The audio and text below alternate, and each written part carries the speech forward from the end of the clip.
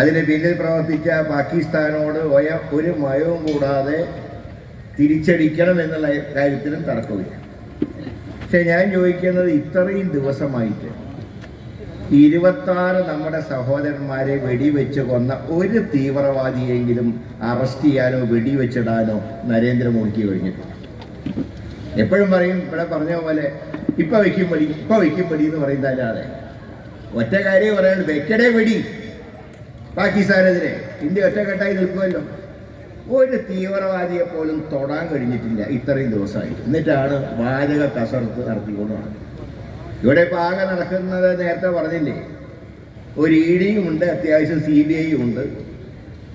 എവിടെയൊക്കെയാണോ കോൺഗ്രസ് ഭരിക്കുന്നത്, എവിടെയെല്ലാമാണോ BJP വിരുദ്ധ സർക്കാർ ഭരിക്കുന്നത്, അവിടെയൊക്കെ കയറി ഇറങ്ങുന്ന ജോലിയാണ് ഈ ഡിപ്പാർട്ട്മെൻറ്റ്. പക്ഷെ കേരളത്തിൽ മാത്രം കയറില്ല.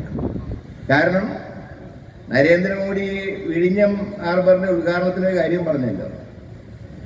ഇന്ത്യ മുന്നണിയുടെ ബാക്ക് ബോണാണ് പിണറായി.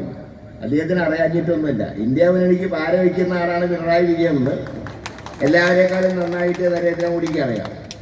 പക്ഷെ അതുകൊണ്ടാണ് കയറേണ്ട സ്ഥലത്ത് മാത്രം ED കയറുന്നില്ല, കയറാൻ പാടില്ലാത്ത സ്ഥലത്തൊക്കെ ED കയറുന്നു. അതാണ് ഇന്ന് ഇന്ത്യയിലത്തെ ഒരു അവസ്ഥ എന്ന് പറയുന്നത്. ഇതിനെല്ലാം പുറമെ ഏതെങ്കിലും ഒരു സമ്മേളനം, സർക്കാർ പരിപാടിയോ ഇതേതെങ്കിലും ഉദ്ഘാടനം ചെയ്യാൻ മോഡിയെ വിളിച്ചാൽ പ്രോട്ടോകോൾ ഒറ്റ കാര്യത്തിലേ ഉള്ളൂ. ലോക്കൽ MLAയോ ലോക്കൽ MPയോ കോൺഗ്രസ്സുകാരാണെങ്കിൽ അവരെ പ്രസംഗിക്കാൻ പാടില്ല. 2, BJPയുടെ സംസ്ഥാന പ്രസിഡന്റ് ആരാണോ അത് പഞ്ചായത്ത് മെമ്പർ അല്ലെങ്കിൽ പോലും സ്റ്റേജിൽ ഈക്വൽ സ്റ്റാറ്റസിൽ കൊടുക്കണം. ഞാൻ ചോദിക്കുന്നത് ബഹുമാനപ്പെട്ട ഇരട്ട ചങ്കനോടാണ്. നിങ്ങൾക്കൊരു സിംഗിൾ ചങ്കെങ്കിലും ഉണ്ടായിരുന്നില്ല. ഒരു പഞ്ചായത്ത് അംഗം പോലും അല്ലാത്ത ഒരാളെ സ്റ്റേജിൽ കയറ്റില്ല എന്ന് പറയാനുള്ള നട്ടല് ഈ പിണറായി വിജയനുണ്ടായി. നട്ടല് കാണിച്ചാൽ കുഴപ്പമേ ഉള്ളൂ, സ്വന്തം കുടുംബക്കാരകത്തേക്ക് പോകും. അതാണ് ഇവിടുത്തെ അവസ്ഥ. പിന്നെ പിണറായിക്ക് ഇപ്പോൾ ഒറ്റ പണിയുണ്ട്. ഏതെല്ലാം നേട്ടങ്ങൾ UDF കൊണ്ടുവന്നിട്ടുണ്ടോ അതിൻ്റെയൊക്കെ സമാപനത്തിൽ വന്ന് ഉദ്ഘാടനം ചെയ്യുക. കൊച്ചി മെട്രോ ആരാ കൊണ്ടുവന്നത്? റെയിൽ പണിത് ഉമ്മൻചാണ്ടി, ബോഗി വാങ്ങിയത് ഉമ്മൻചാണ്ടി, ആ പാളത്തിലൂടെ ട്രെയിൻ ഓടിച്ചതും പരീക്ഷണ ഓട്ടം നടത്തിയത് ഉമ്മൻചാണ്ടി, തലേന്ന് 2 കോട്ട് പെയിന്റ് അടിച്ച് ഉദ്ഘാടനം ചെയ്യാൻ വന്നത് പിണറായി വിജയൻ. ഇതിനിടെ വിഴിഞ്ഞം തുറമുഖം K. കരുണാകരൻ്റെ ഭാവനയിലുണ്ടായ ഒരു സംവിധാനം ഉമ്മൻചാണ്ടി പ്രായോഗികമാക്കി. തറക്കല്ലിട്ട് അന്ന് തന്നെ വർക്ക് തുടങ്ങി. വെറും തറക്കല്ല് മഴയും വെയിലും കൊണ്ടൊന്നും കിടന്നിട്ടില്ല, അന്ന് വർക്ക് തുടങ്ങി.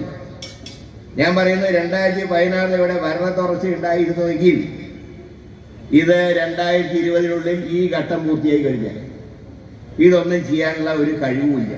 എന്നിട്ട് ഒരു നാണവും കൂടാതെ വന്ന് പ്രസംഗിക്കുകയാണ് ഇത് ഇടതുപക്ഷ ജനാധിപത്യ മുന്നണിയുടെ നേട്ടമാണ്. ഞാൻ അതിനെക്കുറിച്ച് കൂടുതലൊന്നും പറയുന്നില്ല. പറയുമ്പോൾ അല്പം മോശമാണെങ്കിലും പറയാതിരിക്കാൻ നിവർത്തിയില്ല.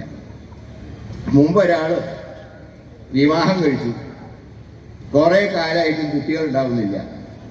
ഒരുപാട് ഡോക്ടർമാരെയൊക്കെ കാണിച്ചു.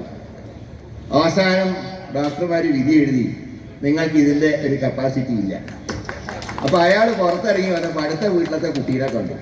വാ മോനെ, നിന്റെ അച്ഛൻ ഞാനാണെന്ന് പറഞ്ഞ പോലെ UDF സർക്കാർ കൊണ്ടുവന്ന എല്ലാ നേട്ടങ്ങളെയും സ്വന്തം അക്കൗണ്ടിലാക്കാൻ നോക്കുന്ന പിണറായി വിജയനെ കാണുമ്പോൾ സന്താനോൽപാദന ശേഷി നഷ്ടപ്പെട്ട ഒരു വ്യക്തിയെയാണ് ഓർമ്മ.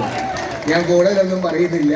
ഏതായാലും കേരളത്തിലെ കോൺഗ്രസിൻ്റെ കരുത്ത് പ്രകടിപ്പിച്ചുകൊണ്ട് ഇന്ന് നമ്മൾ നല്ലൊരു പ്രകടനം സംഘടിപ്പിച്ചു, നല്ല യോഗം സംഘടിപ്പിച്ചു. അതിനെല്ലാവരെയും ബൂത്ത് പ്രസിഡന്റ് മുതൽ DCC വരെയുള്ള എല്ലാവരെയും അഭിവാദ്യം ചെയ്തുകൊണ്ട് ഈ യോഗത്തിന് എല്ലാവിധ വിജയാശംസകളും നേരുന്നു. എല്ലാവർക്കും എൻ്റെ വിനീതമായ നമസ്കാരം.